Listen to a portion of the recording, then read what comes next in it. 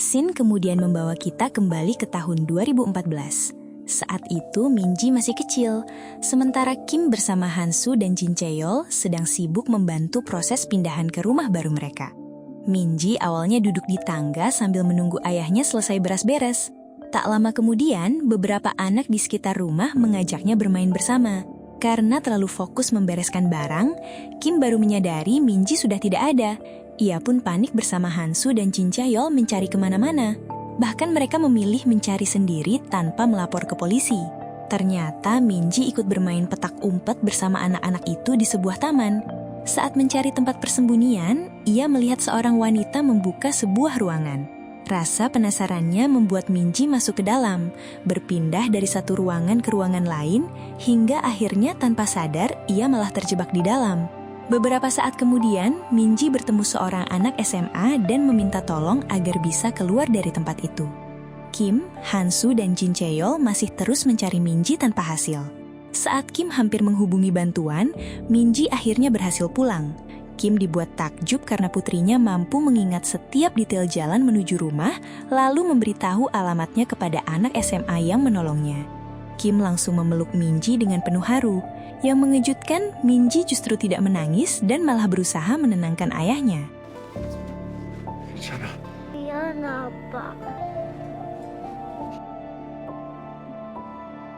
Scene kembali ke masa kini. Jungdae dibuat syok saat melihat Minji ternyata masih hidup. Ia langsung panik sementara Minji dengan sigap menutup pintu menggunakan batang besi, sehingga Jungdae kesulitan masuk. Di saat yang sama, Jungdae mencoba menghubungi Sangman. Namun, Sangman saat itu justru sedang dihajar habis-habisan oleh Kim. Merasa ada yang tidak beres, Jungdae segera memerintahkan anak buahnya untuk mengecek keadaan Sangman dan Gangmin di markas. Sementara itu, Kim terus menghajar Sangman yang tetap bungkam soal keberadaan Minji. Sangman lalu bertanya apakah Kim adalah anak buah ketua Ju. Kim yang bingung mendengar nama itu tidak menggubrisnya dan hanya terus menanyakan di mana Minji berada. Karena sudah terpojok, Sangman akhirnya mengaku kalau Minji dibawa ke gudang pendingin.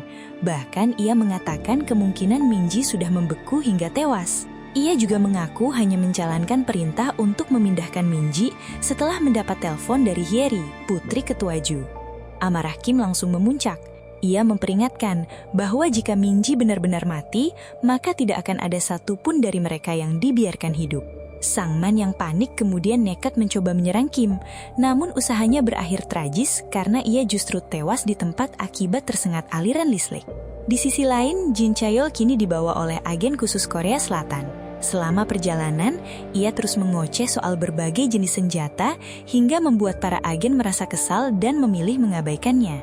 Sementara itu, Pak Lim malah mengeluhkan pekerjaannya sebagai agen. Menurutnya menjadi tukang penatu jauh lebih nyaman. Ia juga merasa Kim terlihat seperti orang biasa yang mudah ditindas, sehingga sulit dipercaya kalau Kim benar-benar seorang agen 66 legendaris yang sering dibicarakan atasannya. Mendengar komentar itu, Sang A hanya menyindir kalau Kim benar-benar seorang agen, mungkin sejak dulu ia sudah melenyapkan wakil manajer cabang mereka. Kembali ke Jin Chae-yeol. Ternyata semua ocehannya hanyalah pengalih perhatian. Tepat saat Direktur Guk Chae-yeol berhasil ditemukan, fokus para agen terpecah. Kesempatan itu langsung dimanfaatkan Jin Chae-yeol untuk membuka borgolnya, lalu dalam sekejap melumpuhkan seluruh agen yang mengawalnya. Setelah itu, ia meninggalkan mereka dalam keadaan terikat di sebuah halte bus. Di dermaga, Gangmin yang ketakutan berusaha kabur menggunakan mobilnya. Namun, Kim segera menyadari usahanya dan langsung menabrakkan mobilnya hingga kendaraan Gangmin kehilangan kendali. Sementara itu, Jungdae semakin panik setelah memastikan Minji masih hidup. Tak lama kemudian, anak buahnya melapor bahwa markas mereka telah diserang. Sangman ditemukan tewas akibat tersengat listrik, sedangkan Gangmin masih belum diketahui keberadaannya. Jungdae segera memerintahkan semua anak buahnya untuk menemukan Gangmin dan membawa seluruh pasukan menuju area gudang pendingin. Scene kembali memperlihatkan Kim yang masih memburu Gangmin. Pria itu terus berusaha kabur, tetapi tak butuh waktu lama hingga Kim berhasil menemukannya. Tanpa ragu, Kim langsung menabrakkan Gangmin hingga babak belur, lalu menyeretnya keluar dan memaksanya menunjukkan lokasi gudang pendingin tempat Minji disekap. Di sisi lain, Hansu berhasil selamat dan bahkan sempat menyelamatkan Guk Cheol yang ternyata tidak bisa berenang. Setelah berhasil menepi, Hansu terlihat kelelahan dan napasnya tersengal-sengal. Saat itulah Jin Cheol datang lebih dulu sambil meledeknya karena merasa Hansu sudah tidak sekuat dulu sejak pensiun dari dunia militer. Tak ingin membuang waktu, Jin Cheol mengatakan mereka harus segera menuju dermaga Myangpo. Namun, Hansu menyarankan agar mereka mencari senjata terlebih dahulu. Ia juga mengusulkan untuk berpencar karena agen-agen DMK masih terus memburu mereka. Dengan begitu, peluang menyelamatkan Minji akan jauh lebih besar. Sementara itu, Kim kembali dihadang oleh anak buah Jungdae. Meski begitu, ia tetap tenang. Kim lebih dulu menyembunyikan Gangmin ke dalam sebuah peti kemas, lalu menghadapi seluruh anak buah Jungdae seorang diri, hingga mereka semua berhasil dilumpuhkan. Beralih ke gudang pendingin, Jungdae mencoba membujuk Minji agar mau bekerja sama.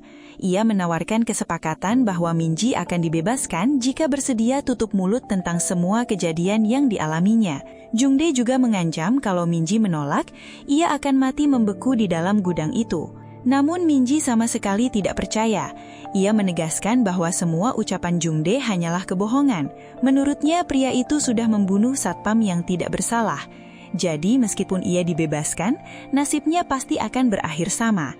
Mendengar jawaban itu, Jungdae kesal dan memilih membiarkan Minji tetap terkunci di dalam gudang pendingin. Kembali ke Kim, setelah membuka peti kemas, ia mendapati Gangmin yang semakin ketakutan karena baru saja melihat semua anak buah Jungdae dihajar tanpa ampun. Gangmin yang tak punya pilihan akhirnya bersedia mengantar Kim menuju gudang pendingin. Namun, di tengah perjalanan, Gang Seyong tiba-tiba muncul dengan mobilnya dan langsung menabrak Kim beserta Gangmin. Kim berhasil menghindar, lalu keduanya saling memburu di antara area peti kemas yang dipenuhi anak buah Jungdae yang sudah tumbang. Tak lama kemudian, Gang Seyong menemukan Kim berdiri di atas peti kemas sambil mengarahkan pisaunya. Kim tetap tenang dan justru berlari menghampirinya. Pertarungan sengit pun tak terhindarkan. Keduanya saling beradu tenaga dan saling menyerang menggunakan pisau. Meski akhirnya berhasil mengalahkan Gang Seyong, pria itu tetap tidak mau menyerah. Dengan penuh kebencian, ia menantang Kim untuk menghabisinya seperti saat Kim membunuh kakaknya. Di saat yang sama, Gangmin yang ternyata masih hidup diam-diam berusaha bangkit dan pergi menemui Jungdae. Sementara itu, Ketua Ju hampir tiba di dermaga Myangpo. Sebelum sampai, ia lebih dulu memerintahkan asisten Nam untuk bergerak menjalankan rencana mereka. Jin Seol dan Hansu juga sudah menuju dermaga Myangpo. Sesampainya di sana, mereka memutuskan berpencar agar bisa menemukan Minji secepat mungkin. Sin kembali ke pertarungan Kim dan Gang Seyong.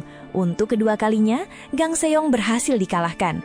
Kim kemudian bertanya siapa sebenarnya kakak yang terus disebut-sebut olehnya. Gang Seyong mengungkapkan bahwa kakaknya adalah agen nomor 66 yang tewas di tangan Kim. Pengakuan itu membuat Kim terdiam. Sedikit demi sedikit ingatannya kembali, hingga akhirnya ia menyadari bahwa Gang Seyong adalah adik dari Yonggwang, sahabat terbaiknya saat menjalani pelatihan agen di Korea Utara. Kim mengatakan bahwa dirinya bukan orang yang membunuh Yonggwang. Sin kemudian beralih ke masa lalu, saat Kim dan Yonggwang masih mengikuti pelatihan keras sebagai agen khusus Korea Utara. Keduanya dikenal sebagai sahabat yang selalu saling mendukung untuk bertahan menghadapi latihan yang sangat berat. Bahkan saat waktu istirahat, Yonggwang terus menyemangati Kim agar apapun yang terjadi nanti, mereka harus tetap berusaha bertahan hidup. Hingga akhirnya tiba hari pertama misi mereka.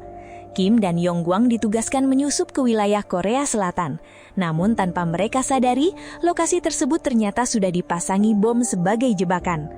Ledakan besar pun terjadi. Pada saat itu, Kim berhasil selamat, sementara Yonggwang mengalami luka parah.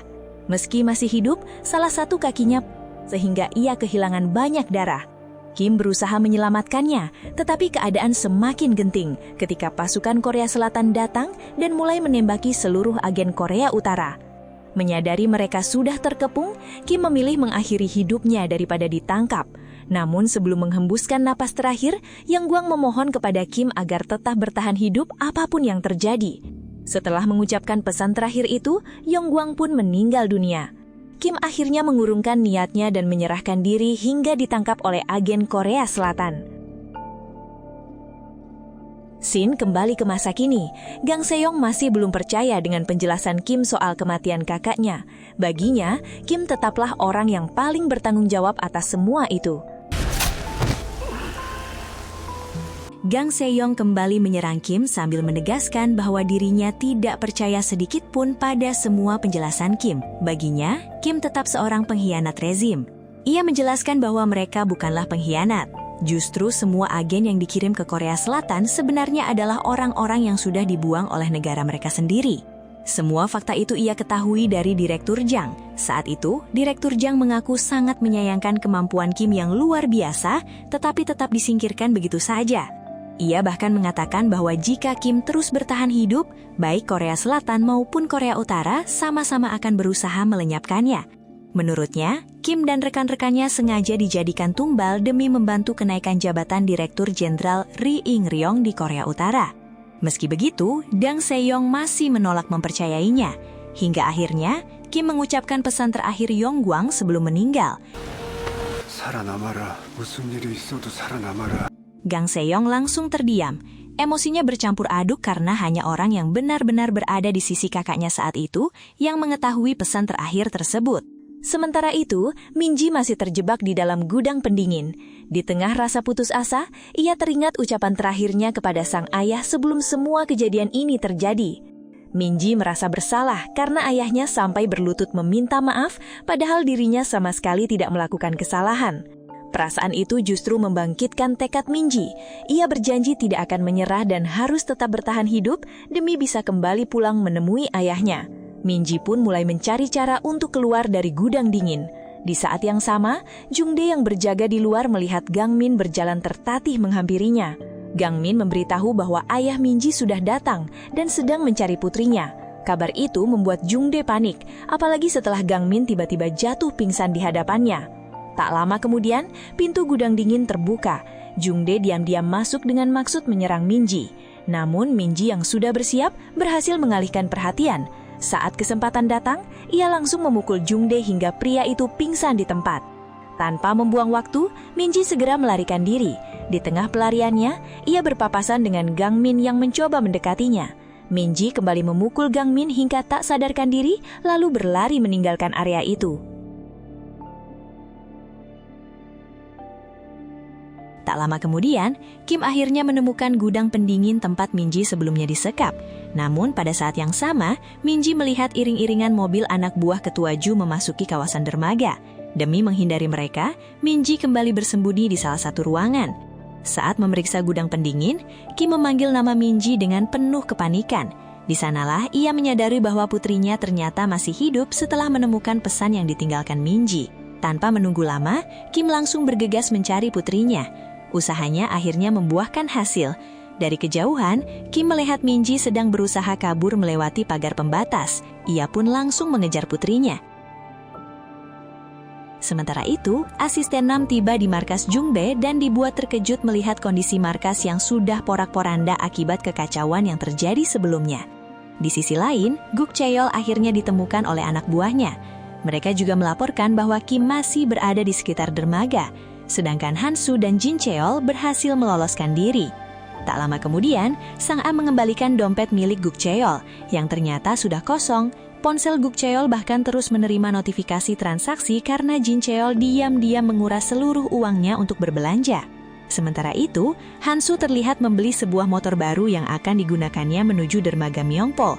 Di sisi lain, Gang Min yang masih selamat berusaha membangunkan Jungdae. Namun belum sempat berbuat banyak, keduanya justru dihajar oleh anak buah ketua Ju yang baru tiba. Asisten Nam kemudian menanyakan keberadaan Minji. Jungdae hanya tersenyum sambil mengatakan bahwa Minji masih hidup dan berhasil melarikan diri. Mendengar jawaban itu, asisten Nam memerintahkan salah satu anak buahnya untuk tetap mengawasi Jungdae. Namun begitu kesempatan datang, Jungdae justru membunuh anak buah ketua Ju tersebut dan kembali melarikan diri. Scene kembali memperlihatkan Minji yang terus berusaha mencari tumpangan agar bisa pulang ke rumah. Setelah beberapa saat menunggu, akhirnya ada sebuah mobil yang bersedia membawanya. Di saat yang sama, Jungdae yang berhasil kabur dari gudang pendingin diam-diam menyelinap pergi agar tidak terlihat oleh asisten Nam. Tak lama kemudian, Kim tiba di lokasi. Namun lagi-lagi ia terlambat karena Minji sudah lebih dulu menghilang. Kim segera menghubungi Sang A dan memohon bantuannya untuk melacak keberadaan putrinya. Awalnya, Sang A dan Pak Lim merasa beresiko, namun pada akhirnya mereka tetap memutuskan membantu Kim demi menemukan Minji. Sebagai gantinya, Kim berjanji akan menyerahkan diri setelah putrinya berhasil diselamatkan. Sang A dan Pak Lim kemudian menemui Guk Cheol untuk menyampaikan permintaan Kim. Meski sempat menolak, Guk Cheol akhirnya menyetujui rencana tersebut. Menurutnya, Minji bisa dijadikan umpan agar Kim mau menyerahkan diri. Sementara itu, Minji merasa lega karena akhirnya berhasil mendapatkan tumpangan.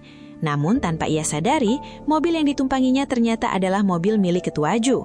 Melihat Minji berada di dalam mobilnya, Ketua Ju tersenyum puas karena gadis yang selama ini ia cari justru datang sendiri ke hadapannya.